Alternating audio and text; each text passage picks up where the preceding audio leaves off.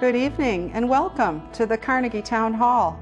This meeting of the Sioux Falls City Council will begin in a few moments.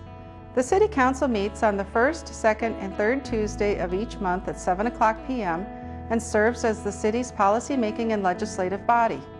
Each meeting is governed by Robert's Rules of Order unless those guidelines conflict with city ordinance or charter. City Council meetings offer an opportunity for citizens to speak directly to their elected representatives. Those in attendance are invited to address the Council during the public input segment at the beginning of the agenda. At that time, any issue that is not subject to formal action later in the agenda can be addressed. Testimony that concerns a resolution or an ordinance's second reading is only allowed when those specific agenda items are being addressed by the Council. When addressing the Council, citizens should speak directly into the microphones at the podium and state their names for the record after being recognized by the Chair. To accommodate and respect all viewpoints, citizen comments are limited by ordinance to no more than 5 minutes each. Comments should be respectful and focused on providing new information that will benefit the Council's deliberative process. The Chair reserves the right to limit the number of speakers. City Council meetings are broadcast live on CityLink and online at www.siouxfalls.org. Information regarding the City Council, its committees, meetings, briefings, and members is available by visiting www.siouxfalls.org/council or by calling the Council office at 605-367-8085. Thank you for your interest in Sioux Falls City government.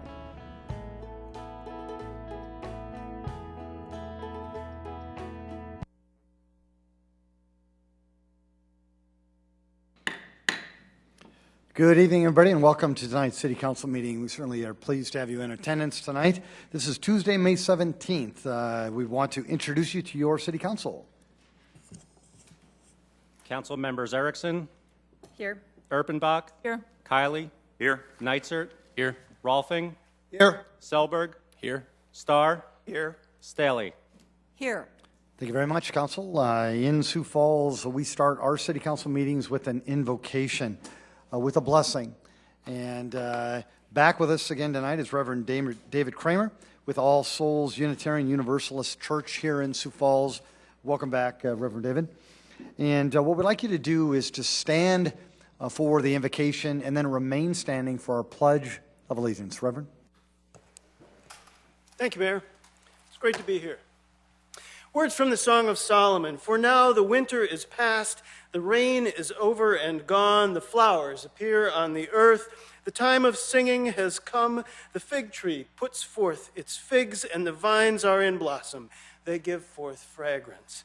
My wife and I were in the woods just a couple of weeks ago. I love this time of the year. The spring wildflowers are up, the ephemerals, the hepatica, and the bloodroot, and the bluebells, and the jack-in-the-pulpit. And I was just fascinated with this carpet of flowers on the floor. And my wife is a bird watcher, and so she brought along her binoculars, and she is watching the warblers move through. And at one point, she stopped and she said, "I'm just in such a dither. I don't know whether to look down or whether to look up." And I think that when the decision-making is reduced to that level, life's pretty good. There's a time for this. There's a word for this time of the year. It's called a liminal time. It's a time of transition. And it comes from anthropology. It describes those middle stages of a ritual when the participants are moving from one state of affairs into another state of affairs. And they're not still one thing, not quite another. And I think that you all had such a ritual earlier today.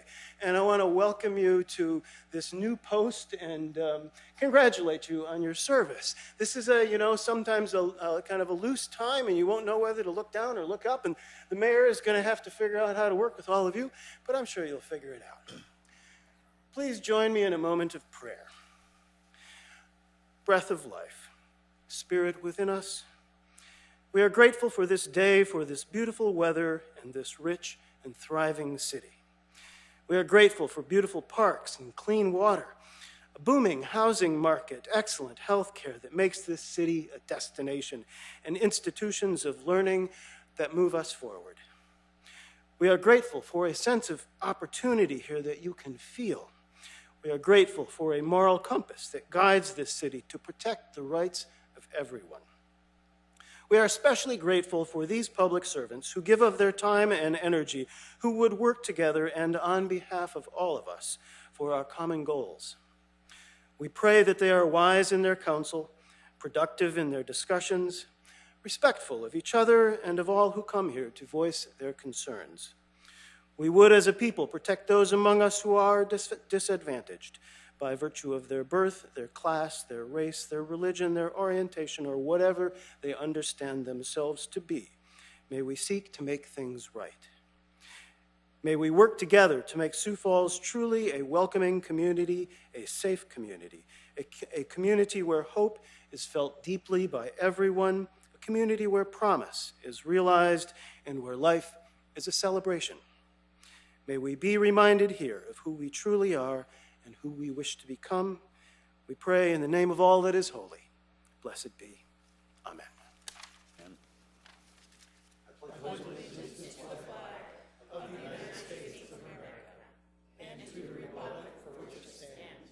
one nation, under God, indivisible, with liberty and justice for all. Thank you. Good job.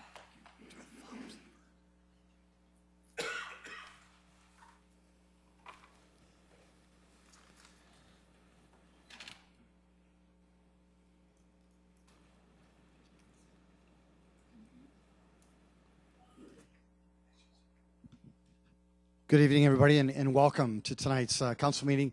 Is there anybody here with the motorcycle safety proclamation? That's all right. Great. I do have a proclamation I would like to read on their behalf, though, please. The proclamation reads, whereas the motorcycle has been an important part of recreation, transportation, and tourism in South Dakota. Whereas the motorcycle has contributed to governmental activities nationally, as well as locally, both in wartime and in peacetime. Whereas motorcycle ownership has increased from 500,000 to over 5 million in the United States today. Whereas, as a matter of safety, it is necessary to develop skills and awareness of proper habits to handle these vehicles on our highways. Whereas it is important that citizens of our state be aware of motorcycles on the highways and recognize the importance of sharing the roadway. Whereas motorists should have a special awareness of the vulnerability of motorcyclists. Whereas education and safe riding habits are worthy of special recognition. And South Dakota is one of the 4 safest states for riding motorcycles in the United States. Whereas motorcycle safety and awareness weeks and months have been proclaimed in states throughout the nation. Whereas in the month of May, there's an annual renewal of motorcycling enthusiasm. Now, therefore, I, Mike Huther, Mayor of the City of Sioux Falls, do hereby proclaim May of 2016 as Motorcycle Safety and Awareness Month in Sioux Falls. Be safe, everyone. Thank you.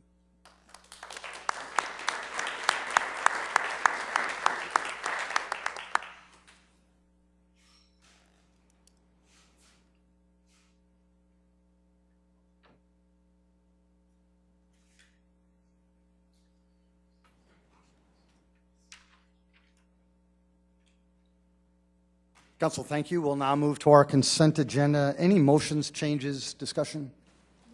Erpenbach. Second. Councilor Erpenbach's been a motion to approve our consent agenda, seconded by Councilor Erickson. If there is no discussion, a roll call vote, please. Council members Erickson, Yes. Erpenbach, Yes. Kiley, Yes. Neitzer, Yes. Rolfing, Yes. Selberg, Yes. Starr, Yes. Staley. Yes. That is passed 8-0. Thank you, Council. Now move to our regular agenda. Council, any changes to our agenda tonight? Move to approve Erickson.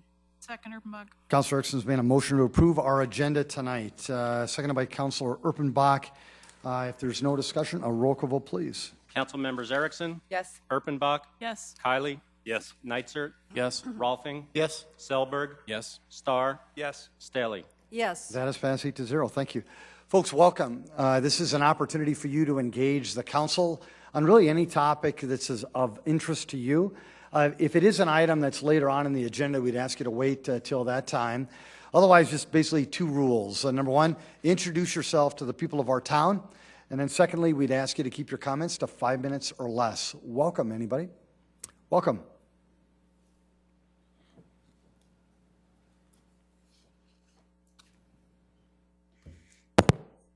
Robert Colby, Sioux Falls.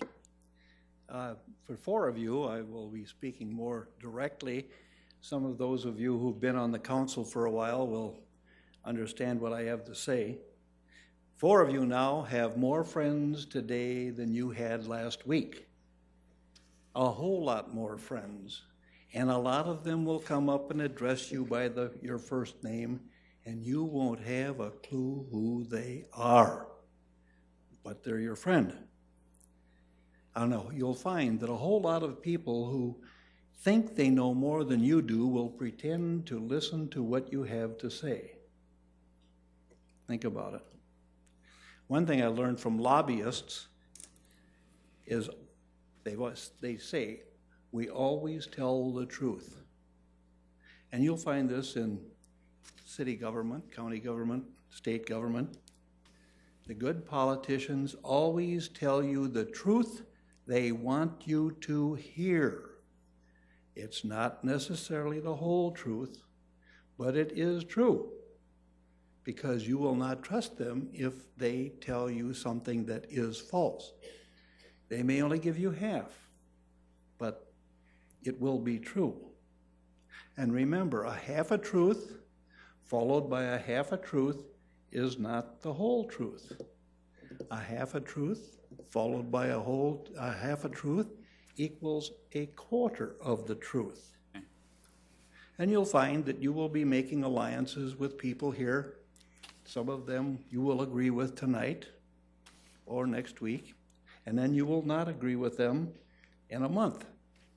But don't be vindictive and hold it against them, because they are doing what they feel is appropriate, and sometimes they want your support, and sometimes they need your criticism. Whenever you do something that is going to be serving the community at large, not self-serving, because that's not why you're here and why you were elected. You were elected to be a representative of all the people, even those that did not vote for you. So, good luck, happy sailing, and with any luck at all, you won't be here after 10 o'clock tonight. Thank you. Ms. Colby, thank you so much. And folks, anybody else? David?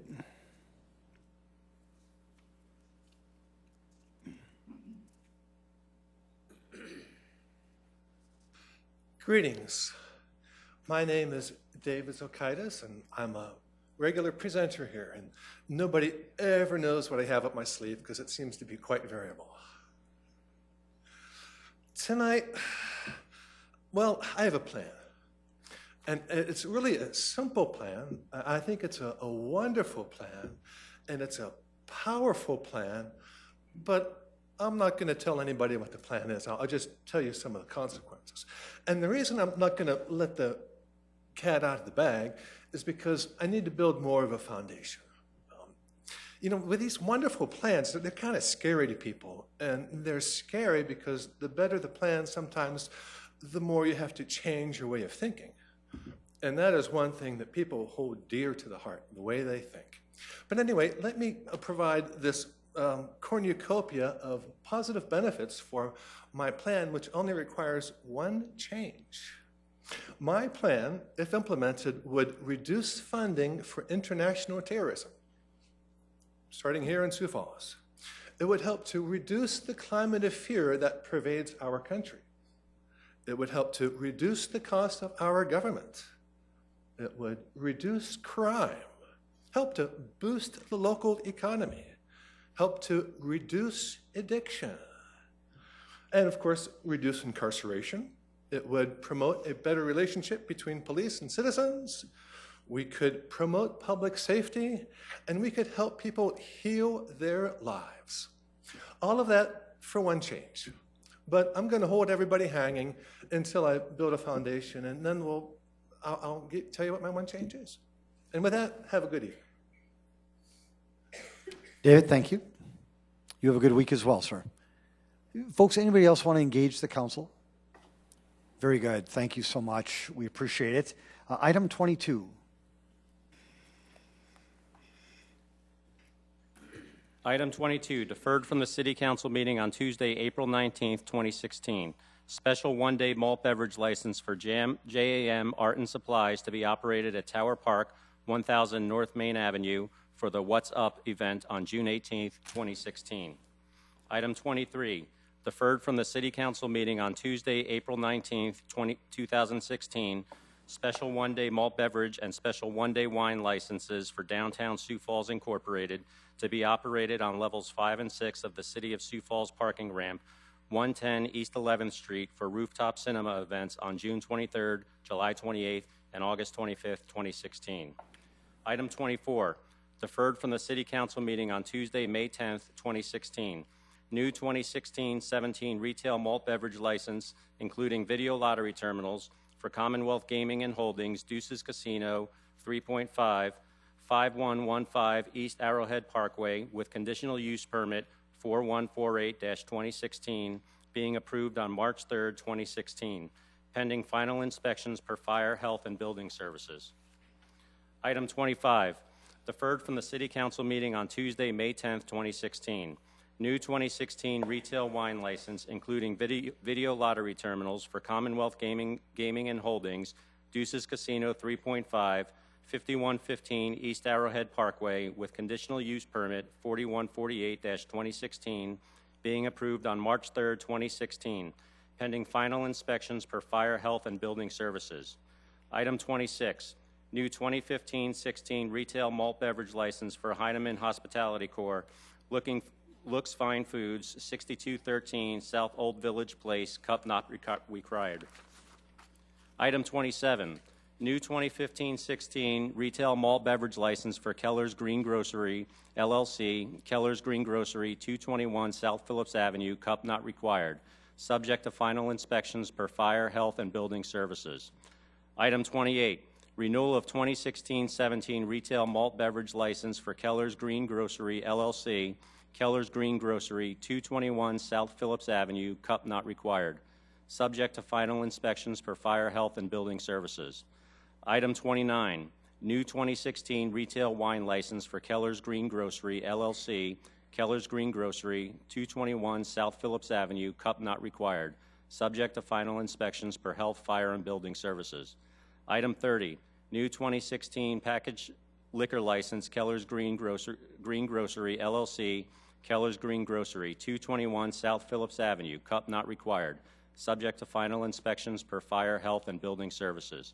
Item 31, new 2016 packaged liquor license for Fairway Stores Incorporated, Fairway Stores number 164, 3301 South Sycamore Avenue, cup not required, subject to final inspections per Fire, Health, and Building Services.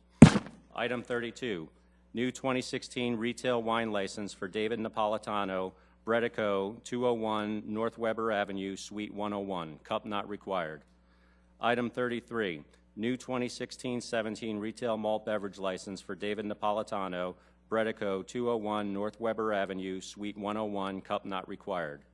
Item 34, new 2015-16 retail malt beverage license for Hungary's Restaurant Incorporated, Marlins Family Restaurant, 108 South Minnesota Avenue, cup not required, subject to final inspections per Fire, Health, and Building Services. Item 35, renewal of 2016-17 retail malt beverage license for Hungary's Restaurant Incorporated, Marlins Family Restaurant, 108 South Minnesota Avenue, cup not required, subject to final inspections per Fire, Health, and Building Services.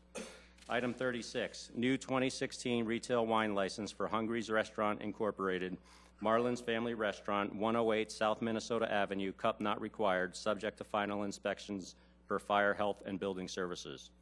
Item 37, new 2016-17 packaged malt beverage license for Davlon Inc., Shop and Cart, I-29, 4209 West 12th Street.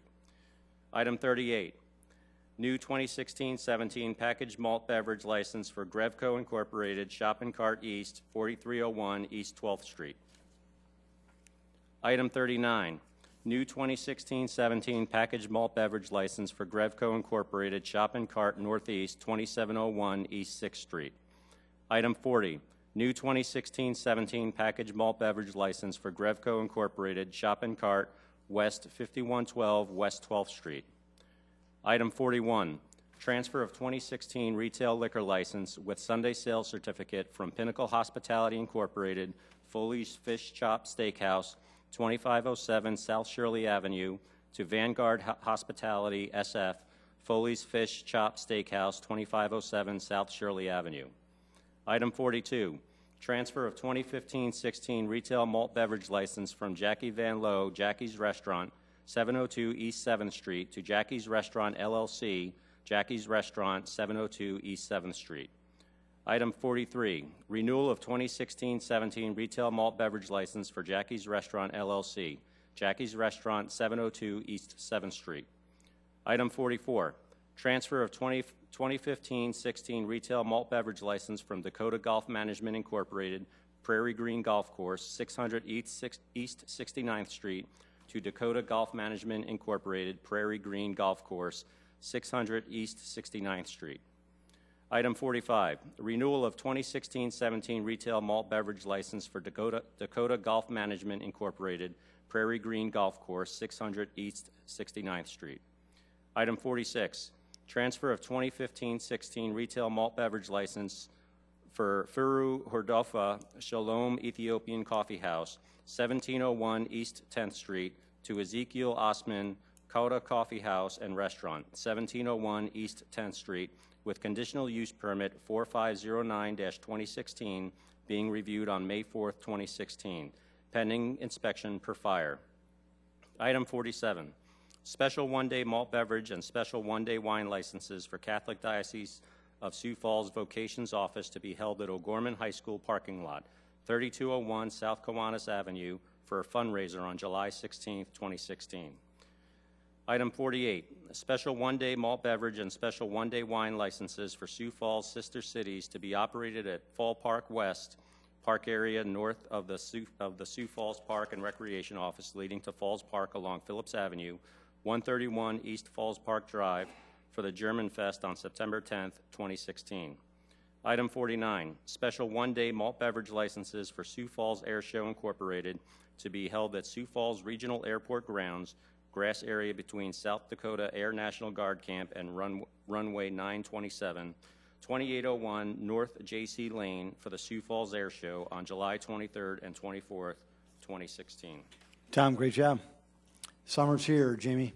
Good evening, Jamie Palmer with licensing. The event for item 22 has been canceled, so I will need a motion to withdraw this license request. Item 23 is a new event this year called Rooftop Cinema, and there are 3 dates planned for this event.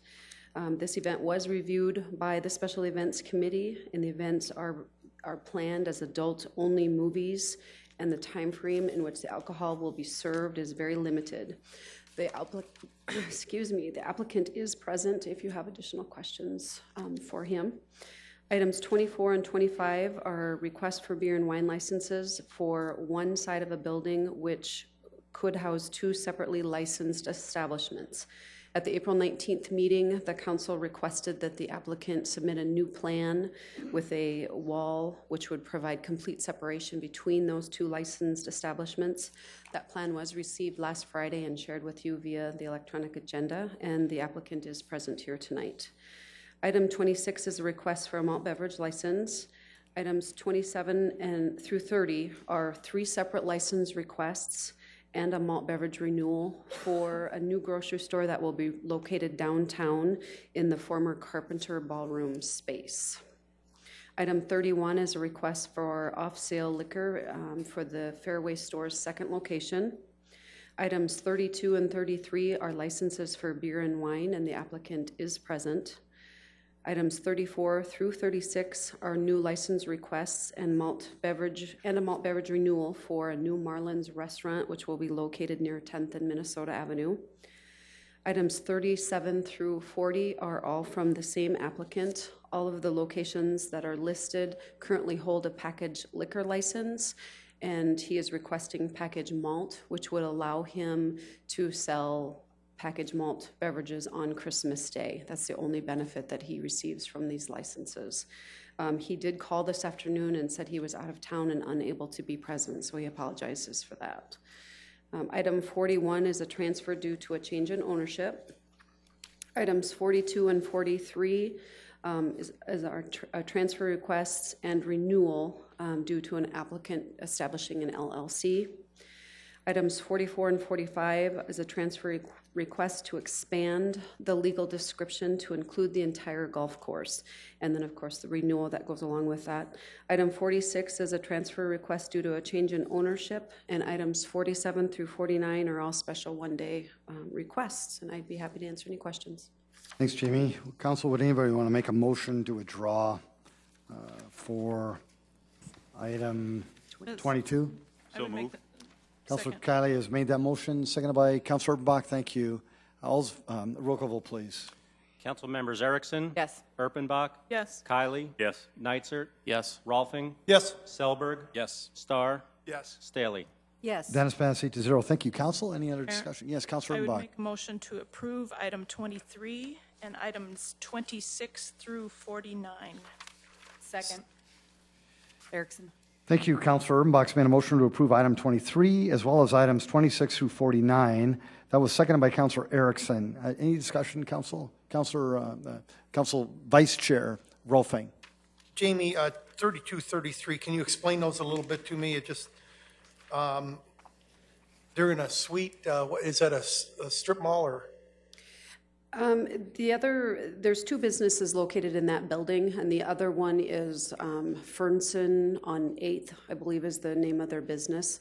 It's the Fernson Tap House. So there are two separate businesses, so that's why you have a suite in there. His will only be for that suite, 101. Okay. So they've got a malt and wine. Okay, I just was curious. Yes, Councilor Kiley. Additional question about number 23. The one-day malt beverage and special one-day license for downtown Sioux Falls to be operated on levels 5 and 6 of the Sioux Falls parking ramp. Can they address what safeguards they will put in place for this event?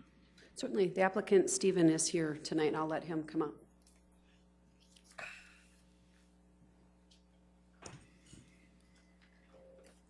Hi, Stephen Dahlmeyer with Downtown Sioux Falls. Regarding safeguards, we have in place what we typically have for our events. Volunteers are trained as far as appropriate carding with any alcohol sales that take place. Regarding the top floor, we will have volunteers. One will act as kind of security just to make sure the area is safe and secure for individuals that are up on the top floor.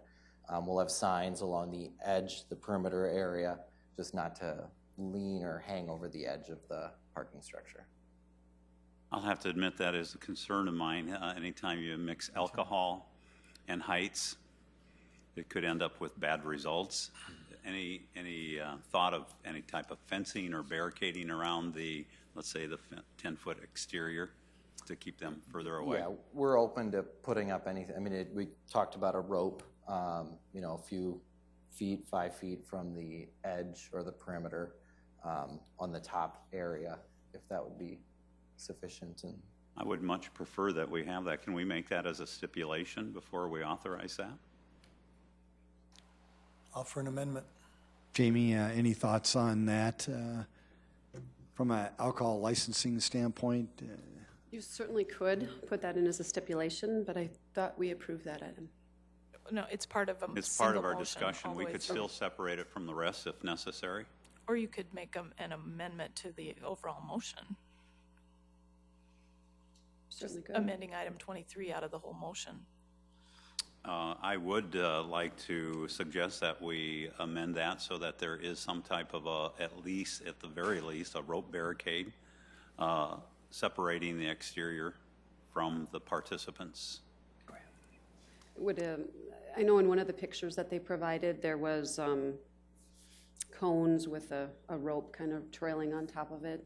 Is that something similar? If they follow through with that, at the very least, I would feel more comfortable. So, Counselor, is that an amendment or is that a stipulation? What is that? I guess it's an amendment that that be included with all certainty. There's been an amendment made by Counselor Kiley to create a some sort of barrier that's within a certain distance to maintain some safety up on this rooftop. I don't know if that captures it entirely, but is there a second? Second, Erickson. Seconded by Counselor Erickson. Any further discussion? Very good. Jamie has a Can I just comment ask she'd one like to. question? Is there a certain distance you want them to abide by, or? I think it would be reasonable to keep that at least, a 7 to 8 feet distance from the edge. I don't want to restrict your space too much, but the event that somebody's going to fall, that it's assured that they're not going to still fall over the edge or stumble over the edge. Okay. Very good. So we've got an amendment to item 23, but we've also got then items 26 through 49 that we're also considering. We are voting on the amendment first. And a roll call vote, please. Council members Erickson, Yes. Erpenbach, Yes. Kiley, Yes. Neitzert, Yes. Rolfing, Yes. Selberg, Yes. Starr, Yes. Staley. Yes. The amendment is passed 8-0. We now have an amended main motion. If there's no further discussion, a roll call vote, please. Council members Erickson, Yes. Erpenbach, Yes. Kiley, Yes. Neitzert, Yes. Rolfing, Yes. Selberg, Yes. Starr, Yes. Staley. Yes. Thank you, Council. Item 24. Councilor Erickson. I'll start her off again. Are the applicants here, Jamie, that we can ask some questions? Yes, they are.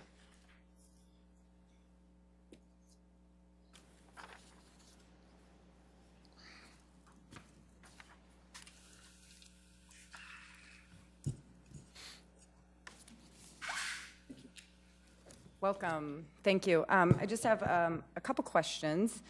I appreciate the new map we received this week, and I have just a few random questions. First, starting with the deck. Is the deck going to be covered or enclosed in any way, shape, or form? No, and Just an Brett open Lubborn deck. from Cadwell, Sanford, Dibert, and Geary. No, I don't believe it is. Okay, thank you. And then can you just walk me through the changes with the floor plan and what exactly we are looking at with that particular separation? Okay, and it's not up there, but if I can just tell you my understanding of it what up it there. is, and Brian is here, correct me if I make any mistakes.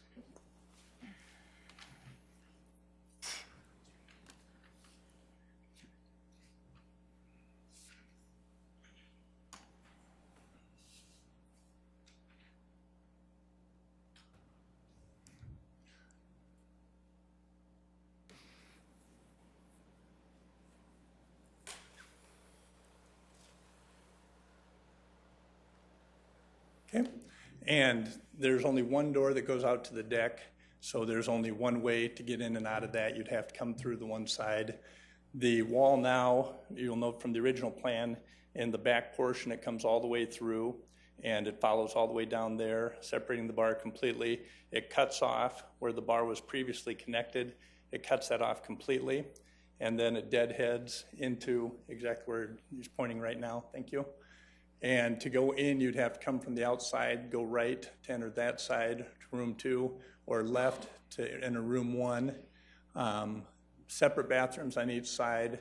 There are separate coolers on each side. I think that's about. Thank you. Thank you good for as I walking am through with that. it. And then what type of wall? Is this the firewall? Are there any sliders, moving doors, any of that? Or is this a solid, full enclosed? It's a solid wall. I believe it's firewall. So you don't Whatever have to code sprinkle them. requires, it's a solid wall though. Okay. And then just going back to the deck, will you allow video lottery on the deck? Do you know if any of the video lottery machines will be? It might be a question for the owners. Yeah, I'm sure we wouldn't because there's no covering, so if it rained, it would ruin the machines. Do you know if there's any other properties of the owners that allow video lottery in any of the outside properties? That's just the question why I was asking. No, I'm not aware of any. Okay. I'm not saying they don't. I'm just not aware of any. I don't know how we do that. Is maybe one of the owners available to ask that? The reason why I'm asking is we're just trying to make sure that everything is, we've got 2 criteria that we can approve or deny, and it's suitable person to hold the license or suitable location. And those are our 2 criteria that we can use for these particular licenses, this number and the next number. And so based on that, I'm just trying to form some of the violations that have taken place and just really wrap my head around both of these criteria that we have. And so I'm curious if any of the other locations, the casinos that these owners have outdoor casinos. To be clear, I'm not aware of any violations we have, but Smoking violations? I think we had that discussion. Those were patrons. I don't think those were actual violations, but nonetheless, at any rate, I'm not aware of any that are on a deck. Do we?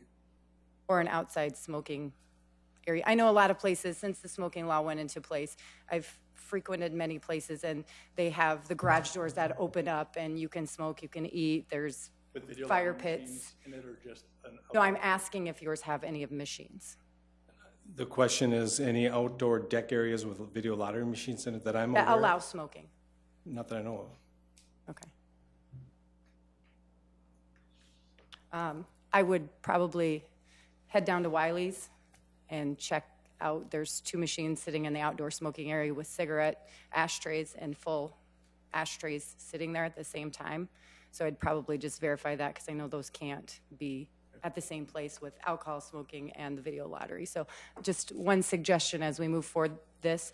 We've been talking about this for over the last month, and I've had some big reservations based on just the process and how we've got here. Is each time we get just a little bit more, and this plan is phenomenal. It's great. I have nothing against this plan. It's just the manner and how the business is conducted as we compare the licenses across the city. And some of the violations, I know we may dispute whether that violation is on the actual patron, but the manner of how these violations take place when employees are claiming that there's a license that they have with the city that they're allowed to smoke in the facility, which is untrue. It doesn't exist. And so that's where my concerns come with this, is that we're kind of teeter-tottering on the law and splitting hairs here, and I'm really uncomfortable in how we've gotten to this point. I do appreciate the new plan. I think that it's probably going to work, but we've got to find a way to follow the rules. Sir, could you introduce yourself to the people of Sioux Falls? Sorry, it's Brian Soberg. Okay. Mr. Soberg, Councilor Erickson asked you a question about 2 video lottery machines at Wiley's. Are you the owner of Wiley's? Yeah, one of the owners, yes. Do you have 2 video lottery machines out on the patio? Yes, we do. And is there smoking allowed out there? Yes. That was a question that Councilor Erickson asked, and you said no. Yeah, I thought she asked the question about casinos in town. Do I know any casinos in town? Why don't Councilor Erickson ask you again, and let's see what kind of answer we get. Councilor Erickson, you had a question. Would you ask Mr. Brian Solberg the question again, and let's see what kind of answer we get this time. My question is if there's any, let me rephrase it, any casinos or properties that you own that have video lottery machines in the outdoor smoking area? Yes. Yes, Wiley's. Yes. When we, got a building permit for that remodel to build that, we followed every rule with the city, and that's how we built it according to the ordinance of the city, building code. And I'm sure that you have followed the building code rules. But if you compare the smoking laws, as well as the video lottery laws, as well as the alcoholic beverage laws, it clearly states in state law that if you have video lottery terminals, you have to allow drinking. And that's where that smoke shop discussion took place. I do have the letters that went back and forth from the Video Lottery Commission, if you'd like them. I know I asked you about them a few weeks ago, and I'll hand those to you. That started back in 2015, end of the year, and most recently, thank you, Jim. And most recently, another letter that was sent to every single lottery licensed video lottery license video lottery establishments and operators that was sent on April 30th of 2016. A copy of that is there as well. I know this was mailed to your owners. And so the way that the state law reads, I'm not an attorney, but I certainly can read law and have been working in and dealing with sales tax laws for many years. The one thing is you have to have, if you have alcohol, if you have video lottery, you have to be able to serve alcohol. That's the way it works, malt beverage, whatever. To do the smoking, you can't have video lottery and smoking. It can't, I'm paraphrasing, you can't have both of them. So to have these video lottery terminals out on a smoking patio that does have alcohol, that's good, but you can't have the smoking out there. So either the machines need to be put back inside or you can't smoke out there anymore. It's plain and simple. The law is very clear. And my concerns with this is just enough to get by. Every time we have these questions, it's just enough to get by. And that was exactly my point when we asked the question to begin with. No, we don't have them. But there are video lottery concerns. And I will share with you the way this came about is I was out for dinner and somebody came up to me and said, hey, can we put video lottery machines outside? I said, well, if you have smoking, no, you can't. You know, you're not allowed to do that. We talked about it. Well, how does Wiley's do it? I said, good question. I don't know. So I didn't take their word for it, and I went down there and looked at it. And it's very obvious. I didn't want to just take the hearsay. So I'm just sharing that because it's not about this location, but it's about suitable person, suitable location. So those are my concerns, and I will allow anybody else to speak. Before I go to the council, Mr. Solberg or Brett, any comments? I would just say in fairness to Wiley's, that's never been a smoke room. I defer to the city attorney in terms of the difference between a deck and a smoke room. We've never filed the tax returns that are required for that. We've never done that, but that being said, we're certainly going to abide by the law. There's no question. Thanks, Brett. Thank you. Yes, Councilor Kiley. 2 points. One, versus the employee or patron violation. Isn't it true that there were 3 individuals smoking and that one of your employees indicated that you had a special permit during that particular violation? I don't know what an employee would have said. We did have smoke rooms, which we talked to city attorney about, which we felt met the requirements set forth in the statute, and it was separated off. It kept smoke from going around the employees. I understand that 3 people were ticketed in a room, got $20 tickets, and not surprisingly, they paid them. At this point, we don't have those anymore because it's just caused too much controversy. But my only point by that was the bar can be ticketed, and then we'd have a chance to say, no, we're trying to follow the rules, we think we did, and that didn't happen. The patrons got it, and they paid $20 tickets. I have an email here that states we conducted a smoking compliance check on the Crown Casino location.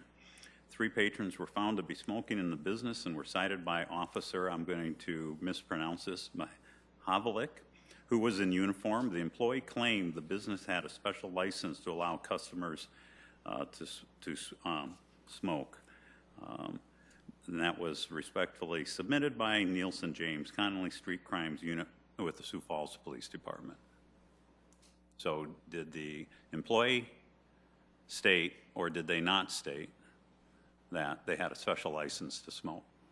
Again, I don't know what the employee stated. I wasn't there. All I can tell you is we have special rooms that are separated out pursuant to South Dakota law that I believe meet the requirements. We talked to the city attorney about it and ran it past them. And if these people got ticketed in the smoke room, I'm guessing they just paid the fine. I don't have any particular knowledge of that, and we can certainly tell our employees we don't have any special license because there's no license. It's if you have a smoke room that separates out those areas. But we would certainly be happy to tell the employees. I would request that Mr. Solberg address that issue, because as the owner of this particular establishment, I would think that you would have followed up with that particular case. Can you shed some more light on that, please? Yeah, I can shed light. I don't have any ownership in that location you're talking about. Okay. Crown Casinos. That is not one of your locations? No. I apologize. But I can say that with the discussion with smoking, as you know, when every town throughout the state of South Dakota, and a lot of bars, there's a lot of people that allow illegal smoking. We did not want to do that. We went to great lengths with our smoke shops to have legal smoking from, we talked to this, Department of Revenue in the city, and the state and the city level, the South Dakota Lottery, all these people. So we thought we were doing the most legal thing we could, do compared to everybody else. I mean, really. Now, when we get word that people, here at the city council don't like that, I eliminated the smoke shop, indoor smoking in these locations, the legal smoke shops. And I just want to make it clear that we did everything we could to make it what we thought was legal, and we got that. Now, this South Dakota lottery statement that you had referred to, it just came out in the last couple months where they voted or whatever they did. South Dakota Lottery at the state level said they won't allow that smoking with lottery machines, and so that's why we eliminated that. And that, so all I'm trying to say is we've always from day one tried to follow the letter of the law as we understood it. And that was my second point. Earlier, one of you, I believe it was Mr. Lovren, had stated that the video lottery machines or smoking was no longer allowed where video lottery machines were. Is that?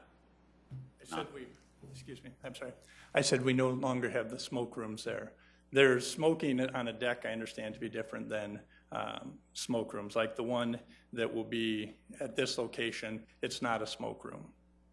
It falls under a different exception, is my understanding. And again, I'll defer to the city attorney. And my question is then, are video lottery machines allowed on a deck that's not considered to be a smoke room? I've not researched it, so I don't know. It never crossed my mind because I figured they get rained on, and I mean, if it's outside, I didn't think you could really have video lottery machines. Yeah, apparently it exists at Wiley's. Yeah, I didn't consider that. Mr. Solberg, you? We've never had any intention of having any lottery machines on the deck. So. Where are the video lottery machines located at Wiley's? They're on a patio, designated patio in the back of the building on the east side.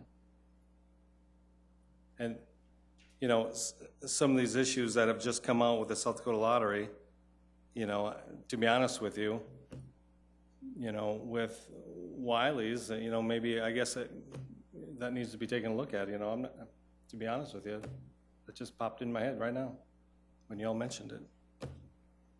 But it has nothing to do with this location at all, with any smoking on a deck. Council, any further questions before we vote? Yes, Councilor Neitzer. First, I just need to make a disclosure. I did drive by the location yesterday, so just to get that out there. I didn't talk to anybody. I didn't stop. I just drove by and looked. Will there be can you explain the deck, the separation that's on the deck between the two sides? Well, the deck is accessed, as you can see, from the left-hand side, and then you can only, exit to the right here through, panic hardware. You can't go back in that way. Only for, emergency fire exit only. Right there, yeah. Would it be possible for somebody to let somebody, open the door because it has to have egress, let somebody in or get out? And Sure, it's possible. Yeah. Will there be any way to control that or signage or? I mean, if it's legal, we could keep it locked, I guess. Yeah. I mean, we only have it in there for fire. But for fire, you can't keep it locked. Right.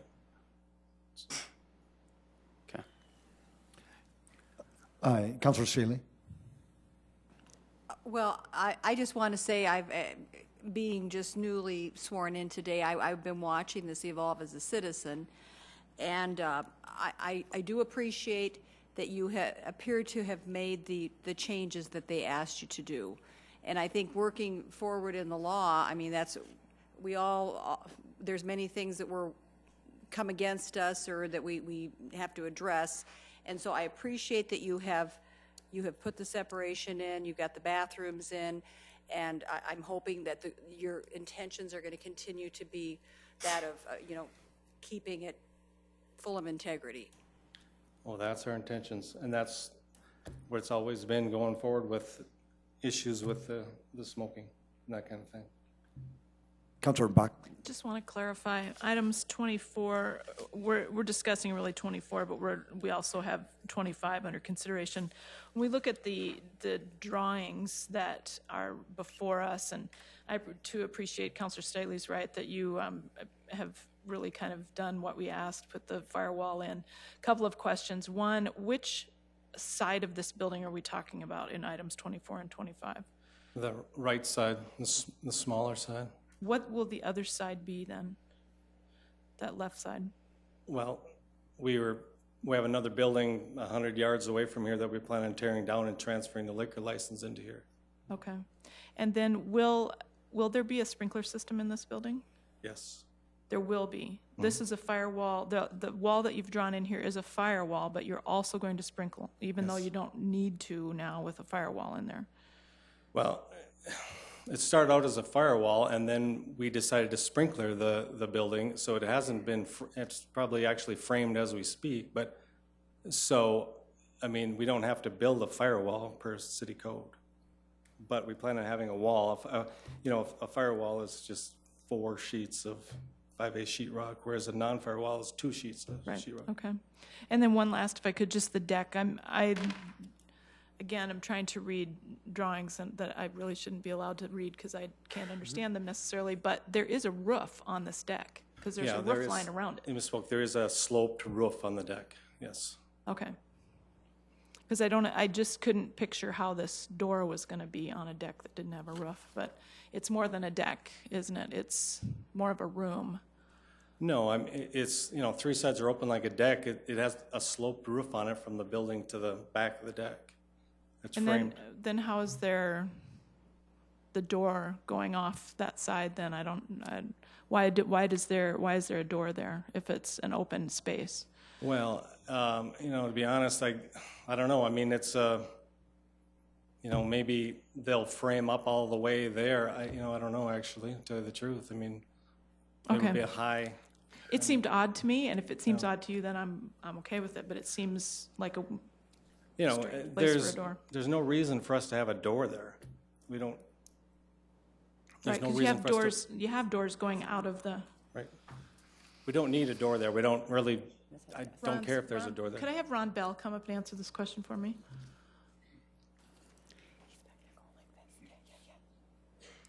How come there's 3 doors there, Ron? Ron Bell with Building Services. Each side has an occupant load of more than 50 occupants. That requires 2 exits. The 2 exits have to get to exit discharge. That's to the front of the property. So the left side goes through the door onto the deck, but you still have to be able to get that second exit to a public way. So that is a required exit from the left side. Right. But what about the door coming off the deck itself? Doesn't that seem like an extra door? No, you're exiting from room 1 onto the deck. Yeah. There's no stairway on that side of the deck. They have to get to a stairway such that they can get to an exit discharge, which is all the way to the front of the property. On the right side, you got a door that goes to the landing to the stairway. Both sides have an occupant load of 50. They have to have 2 exits, and that exit has to get you to the front of the building.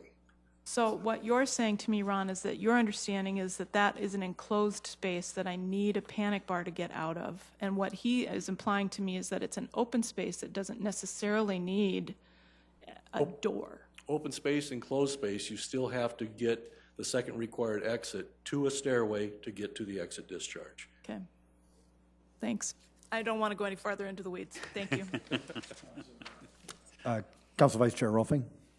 Ron, could you put that back up, Tony, or on that? It appears to me that there's no need for a door right there, absolutely, because it should just be a step down. The one off of the deck, directly off the deck to the landing, that should be just a step down or 2, or to the same level. Could be. Is the way this is drawn, looks more like a solid wall on which would be the top and the right side, and in fact extending out that way. Is that more of a solid wall? No. What you have is just simply a deck with a roof over the top of it. It's an open deck. both on the landing and on the deck. If it's an open deck, why do we need a door there? How are you going to frame it up if it's an open, how are you going to frame a door in there? Do you mean the panic hardware door? Let's say that again, please. The panic hardware door, the door that exits? That's why does that door even need to be there? He said because you need to exit this left side space onto the deck. Go right out, they can go right out without a door. I mean, they can walk right out. The panic door is the one in the back of your building, both backs of your building, and they're going to empty into the deck or to the landing. Why do I need a door from the deck to the landing? How many feet down is that? 1 or 2 steps? Which will have steps there anyway. There's no need for a door there. I don't know, is there? You can have a door there as long as there's panic hardware, or you can have it completely open as long as you get to the stair for your exit. If it's framed, so it's a room. I mean, there's a wall there then if it's framed. So you say we don't need to have a door or a wall there to get to that landing to get out?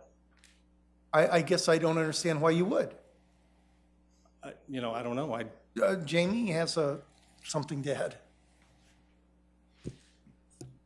I think where that came into play was that there was some concerns about commingling of alcohol on the deck. And so that's where that, I believe, where that door came into play, or gate or whatever it was, so that there was some separation on the deck from the liquor side versus the beer side. If I think that's where that came into play. I think that might be true. I mean, when we first started, I don't think we had a door there exiting out onto the smaller deck, but I think that's something we added in from input from the city council, so that you couldn't go out this door and then go onto the deck. Onto the deck. Yeah. Okay, but I'm just very concerned that that's going to be a solid wall there again, and in about a year and a half, we're going to have a smoking room out there. Well, no, we don't have any plans to alter anything. And by the way, the door that leaves the big deck onto the smaller deck will have panic hardware that will have an alarm on it also, like a mechanical alarm. No, not there. I think it's the one he's talking about on the very back of room 2, right? Right. Yep. Thank you. Councilors, before I go back to Councilor Staley, is there anybody who wanted to speak to this item? Councilor Staley? Ron Bell, would you come up again? So just for clarification, because there seems to be concerns about the firewall, the sprinkler systems, and at the end of the day, when this is all put together, you are going to go out there, you will inspect it, and if it's not right, then what happens? Well, they'll have a decision to make that if they make that a 2-hour fire barrier, going from front to back, rear of the building, from foundation all the way up, they would not have to sprinkle. But even like and nothing against you, but I mean, let's just say he goes out and the plans have been altered. This is not as we think it's going to be, and it turns out that it's more of a structure than they're saying. Then at that point, do you come back to us and say things aren't looking right? Well, that would be a building code issue as far as the sprinkling versus the firewall. And our inspectors will inspect for code compliance prior to allowing a certificate of occupancy. So it's really the option of the owner as to if they make that a 2-hour wall, that's a fire barrier, which would eliminate the requirement for sprinkling. If they just put a wall in 1 hour or less, then it will be back to a requirement for sprinkling the entire building. Council, would anybody want to make a motion on item 24 and or 25 or item 24? Councilor Erickson? Councilor Erickson? I would move to approve item 24. Councilor Urbanbach's been motion to approve item 24, seconded by Councilor Erickson. Is there any further discussion on item 24? Yes. Councilor Erickson. I have a motion or an amendment for item 24. Thank you. My amendment is just to add a condition in there that this is a solid wall without any pass-through or any sliding, it's a solid, firm wall without any openings at all. There's been a second to that. The amendment is that this will be a solid wall constructed from front to back with no ability to move it or adjust it or anything like that, and it was seconded by Councilor Erpenbach. Any further discussion on the amendment? A roll call vote, please. Council members Erickson? Yes. Erpenbach? Yes. Kylie? Yes. Nitzert? Yes. Rolfing? Yes. Selberg? Yes. Starr? Yes. Staley? Yes. The amendment is passed 8-0. We now have an amended main motion. Any discussion on that? Yes, Councilor Nitzert. I want to be very clear. Are we voting on this amended motion? Is this just for the alcohol portion or alcohol and video lottery? As written, it says with video lottery. Both. Jamie, to answer the question, please, for Councilor Nitzert. The item on the agenda as it's written. One second. Councilor Nitzert, you're getting your answer. I'm sorry. Go ahead. The item as it's presented on the agenda says with video lottery. Now, David? Yes. Very good. Councilor Nitzert, any follow-up to that? What did the yes mean? It's both or just one?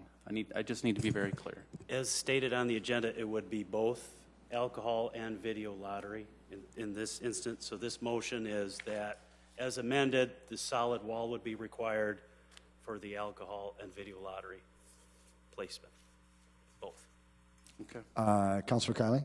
I would just like to say, and try to wrap this up, Thank you. that obviously we've had concerns. It's taken 3 times to get to this point here, where you could have gone directly to this right from the get-go, yet it's taken 3 times. We've identified other establishments, such as Wiley's, where there's things going on that we didn't think should be going on. And obviously with the deck, our concern about a solid wall and how that would be interpreted as a patio or a deck. I'm quite frankly still a little confused as what's the difference between the two, other than maybe the surface. We're just concerned that we don't have any smoking and video lottery machines intermingling in the same area. You have complied with what we've asked, so I guess I'm compelled to support this, with reservations, though, about what may happen in the future. And obviously, other licenses are going to come due at some point in the future, and we will act accordingly based on how things are conducted from this point forward. So we appreciate you bringing us to this point here tonight, and I guess enough is said. A roll call vote, please. Council members Erickson? Yes. Erpenbach? Yes. Kylie? Yes. Nitzert? No. Rolfing? Yes. Selberg? Yes. Starr? No. Staley? Yes. That is passed 6-2. Thank you, Council. Item number 25. Which has already been read, so I would move approval for item 25. Second, Rolfing. There's been a motion to approve item number 25 by Councilor Erpenbach, second by Councilor Rolfing. Councilor Erickson. I just will move an amendment that is the same as the last one to ensure that this is an unaltered full wall through the facility to separate the two alcohol and malt beverage licenses.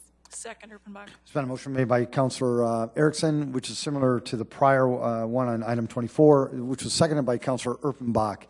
Is there any discussion on the amendment? A roll call vote, please. Council members Erickson? Yes. Erpenbach? Yes. Kylie? Yes. Nitzert? Yes. Rolfing? Yes. Selberg? Yes. Starr? No. Staley? Yes. That is passed 7-1. We now have an amended main motion. Any further discussion?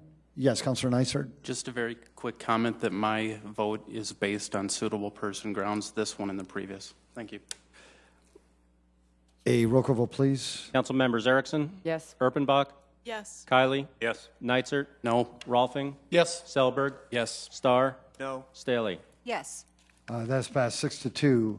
Item number 50. Thank you. Item number 50. Item number 50, deferred from the City Council meeting on May 3rd, 2016. Second reading. An ordinance of the City of Sioux Falls, South Dakota, rezoning property at 2309 South Elmwood Avenue from the RS Single Family Residential Suburban District to the RT1 Single Family Residential Traditional District. Petition number 4180-2016, and amending the official zoning map of the City of Sioux Falls. Planning Commission recommends approval 4-3. Jason? Jason Bieber, representing Planning and Building Services. This is an application by Ron and Lori Krenz. It's roughly 0.2 acres in size. Their existing house was constructed in 1965 with an improved variance to allow them to go as close as 18 feet from the rear yard. That is less than the current single-family setback or zoning district that they're in of 25 feet.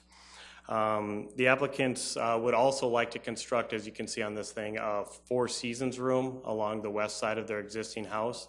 And they could go to, if approved, could go to a minimum of 10 feet from that rear yard setback. I know the applicants are here. There are also several neighbors, some opposed and some against, that will be speaking on this item.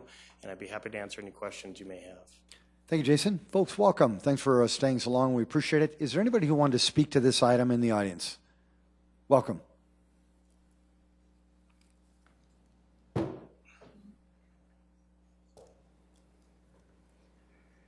Good evening.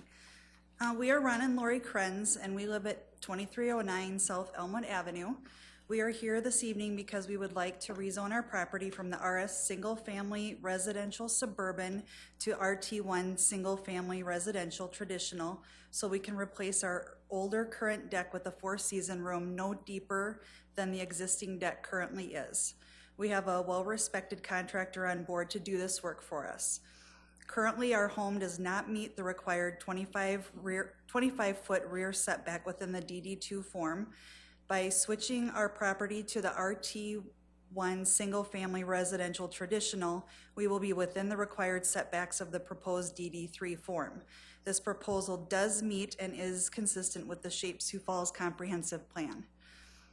42 neighboring homes received the rezoning letter. We recently spoke to 31 of those homeowners to explain what our rezoning request was for and what we hope to do to improve our property.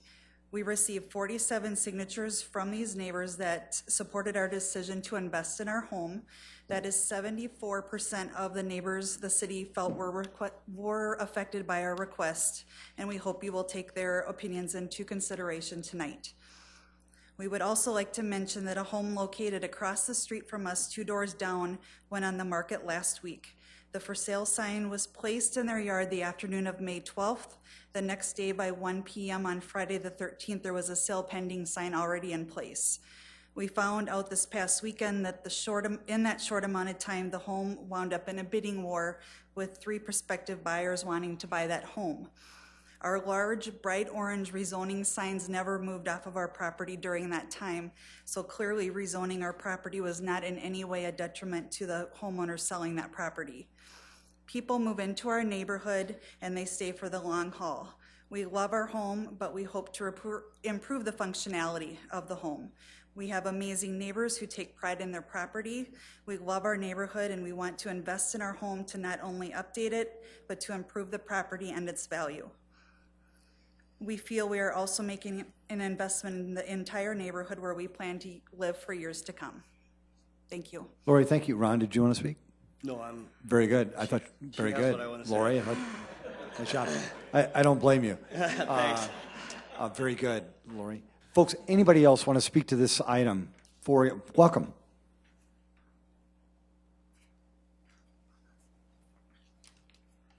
Hi, I'm Hi. Carolyn Abels. Nice to meet you. And Jim Groseth is a neighbor right directly to the left on the south side of their Krenz property. And he was going to be with me tonight. He is not feeling well. And I live directly on the north side of the property. So both of our property runs that way.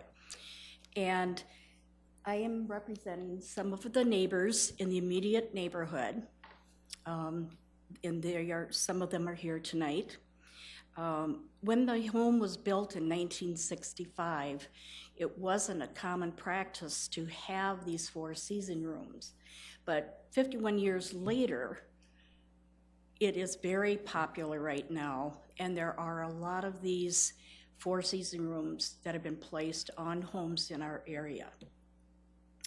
And this is definitely an upgrade. It's an upgrade to the home, and it certainly will improve the value. When it improves the value of their home, it's going to improve the value of our home as well. And Jim, who lives right next door on the south side as the realtor, he knows too. I mean, he has mentioned that. The space is already being used. All they want to do is enclose it. And then by enclosing that, you know, having that as a four-season room, it's not going to go any closer to the property behind. They just want to enclose it. And then below that, it would be just concealed, and that will be storage, which will be accessed from their basement. And standing on the deck and looking out, to me, is a lot less private than standing on the same space in an enclosed room. And as a next door neighbor, truly I would rather have this beautiful addition enclosed than be looking at storage sheds that they're going to use sitting out in the back, because they need the storage space. So I am all for it, and I'm just begging you to please let them do this. Very good. Thank you very much. Thank you. Appreciate it. Folks, anybody else want to engage the council on this topic? Welcome. I am Rhonda Kemis, and this is exciting. I'm looking at my home up there. I live at 2405 South Elmwood, and so there's only 2 houses between the Krenz and my home. My husband and I bought our home in 1984 on Elmwood, and if you've ever driven down Elmwood this time of the year, there's a canopy of trees that we knew it was our last home. And our neighbors, about 20 years ago in our backyard, built a 4 Seasons room. Ken Muntz, the former owner of Muntz Brothers Storage and Movers. We fell in love with it. It took me 9 years to design my own. Ken said, if you need a variance, whatever you need, I want you to enjoy what I enjoy. So about 14 years ago, we built our 4 Season room. And people in the neighborhood, many people, came to look at it and admired it. The person that is most in opposition to this, Mr. Nordgren, that will, I'm sure, speak tonight, also admired my 4 Season room, and he and his then wife called. I'd never met him before, and they wanted to come see my room and asked if our contractor was good, and so they could maybe do something similar. I invited these strangers into my home. They looked and looked and looked and took measurements and spent about a half hour, and then when they left, I said, don't you want my contractor's name? Oh, yeah. Well, at any rate, my contractor was never called, but Mr. Nordgren did build almost an identical sunroom to mine on the back of his house, and I'm really happy for him. I want him to enjoy the sunroom that I enjoy, and I want the Krenzes to be able to enjoy the sunroom that they are planning as well. And so if the Planning Commission has given their thumbs up to this, I would ask that you go along with the fine people and the decision that they have made. Thank you. Thank you, Rhonda. Appreciate it. Folks, anybody else want to engage the council on this topic? Sir, did you want to? Okay, welcome.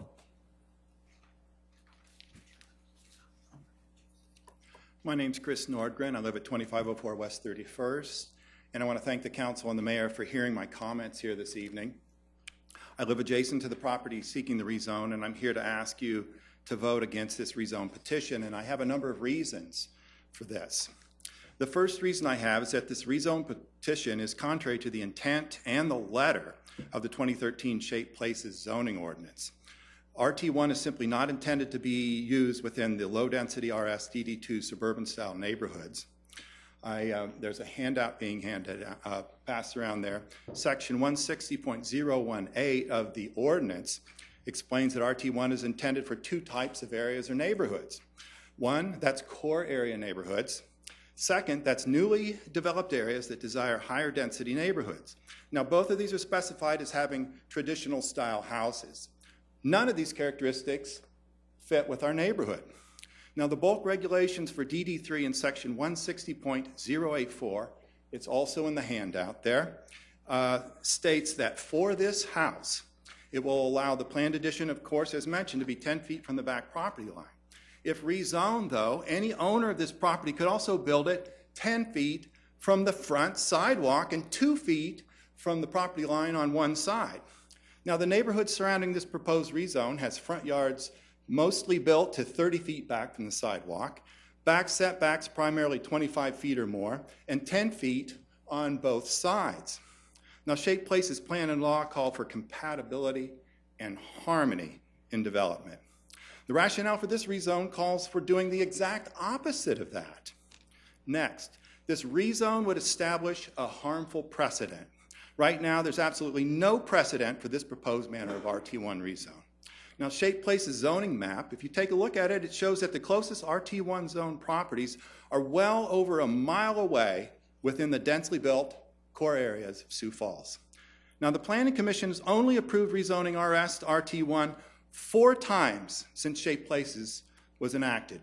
These were all in neighborhoods that were older, they were higher density core areas, and they had traditional houses as the ordinance specifies. Now, this current proposed rezone property has none of these characteristics. Our neighborhood has none of these characteristics. Now, the Planning Commission barely passed this rezone in the first place. It was a tie vote. It was broken by the chair after extended deliberation. This is rare, as you know, and it reflects a highly problematic nature of this rezone proposal. Now, if passed, future individuals also seeking to build disproportionately beyond the limits of their RS-owned properties could then also cite this case as precedent for their request.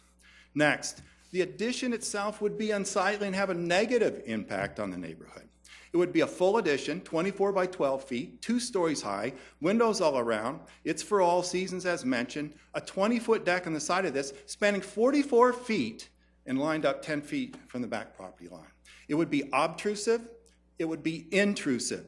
It would protrude just as far back as the deck in the photos pictured that I provided you.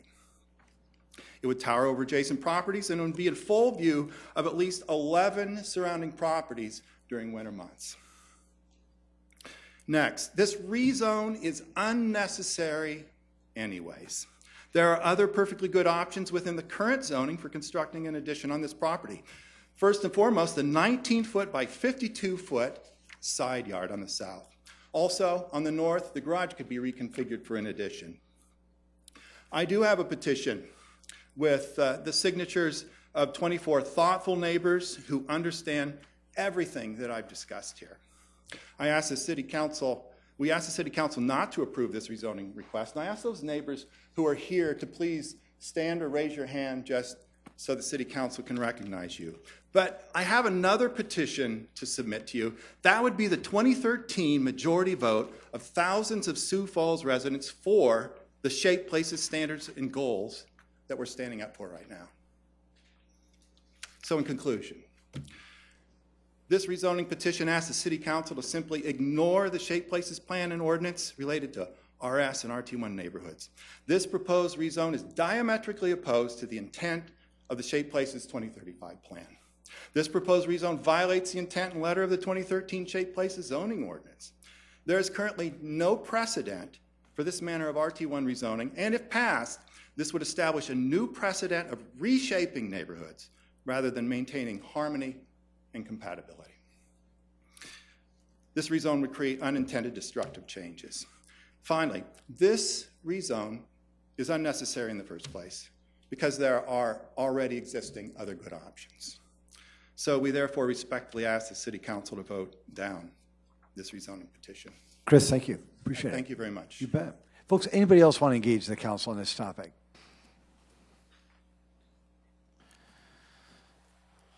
Welcome. I'm Alan Stanga. My wife and I have lived in Sioux Falls since 1967, and we've lived at our present address, 2308 South Elmwood Avenue, which is just across the street from Ron and Lori's home. We've lived there since 1986. We've seen they're the third resident in that particular home since we've lived there. And I think that what they're trying to do, or wanting to do, is to improve their property.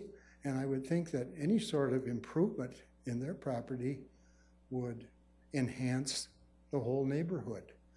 I don't follow all the rules and regulations that have been read tonight, seem rather confusing to me. But I think that Ron and Lori are wonderful neighbors, and they deserve to be able to build their Four Seasons home, room. Thank you. Mr. Stange, thank you as well, sir. Appreciate it. Folks, anybody else? Welcome. Hi, Council. My name is Nancy Hollenbeck, and I happen to live at 2509 West 31st. So I'm the third one in from Elmwood Avenue, other side of the street. There. And so when I sit in my living room and enjoy my cup of coffee, I am looking directly at the area that the Krenzes are interested in building. And I value their friendship and their neighborliness. They are wonderful people, and I know it'll be gorgeous. For right now, I've always enjoyed that they decorate that deck for the seasons, and I presume they're going to keep it just as nice as they do now. So I would welcome you voting in favor of the Krenzes. Nancy, thank you so much. Appreciate it. Folks, anybody else? Ma'am, you've already spoken, I think. Yes, thank you. Anybody else?